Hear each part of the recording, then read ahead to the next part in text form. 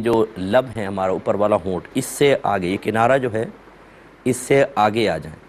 اس طرح کہ جب آپ پانی پیتے ہیں تو پانی میں بھی جائیں، ایسی مونچھیں رکھنا تو مکروہ ہے اور گناہ لکھا ہے، مکروہ تحریمی لکھا ہے، اس کو تو آپ کو ختم کرنا ہوگا۔ یہ جو اوپر کا ہونٹ ہی غائب ہوتا ہے بعضوں کا، تو اتنی گھنی گھنی موٹی موٹی مونچھیں، اور اسی میں پانی پی رہے ہیں، دودھ پی رہے ہیں، چائے پی رہے ہیں، وہ گندے بال اس میں سارے جراثیم آ کے جم جاتے ہیں، پھر وہ پانی میں جاتے ہیں، لیکن کوئی پرواہ نہیں ہوتی۔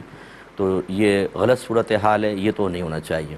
ایک ہوتا ہے اس سے اوپر کی یہاں کی یہ مونچھیں موٹی ہوں، تو اس میں سنت یہ ہے کہ بالکل مثل بھاؤں کے کرنا، یعنی بالکل باریک باریک کرنا، یہ سنت ہے، اور پوری صاف کروا دی جائے وہ بھی جائز ہے، ٹھیک ہے نا۔ یہاں تک جو ہے نا وہ یہی صورتحال ہو کہ مثل بھاؤں کے ہونے چاہیے۔ پھر یہاں سے کنارے سے اگر آپ بڑی رکھنا چاہیں تو اس میں کوئی حرج نہیں ہے، بلکہ حضرت عمر فاروق رضی اللہ تعالیٰ عنہ کی جانب منسوب کیا جاتا ہے کہ آپ نے بڑی بڑی مونچھیں رکھی ہوئی تھی۔ وہ چونکہ مجاہدین تھے تو ایک اس سے ہیبت طاری ہوتی تھی، تو اس وجہ سے وہ صحیح ایک مقصد کے لیے اگر کناروں کے یہاں سے بڑھائی جائیں تو گنجائش نکل سکتی ہے۔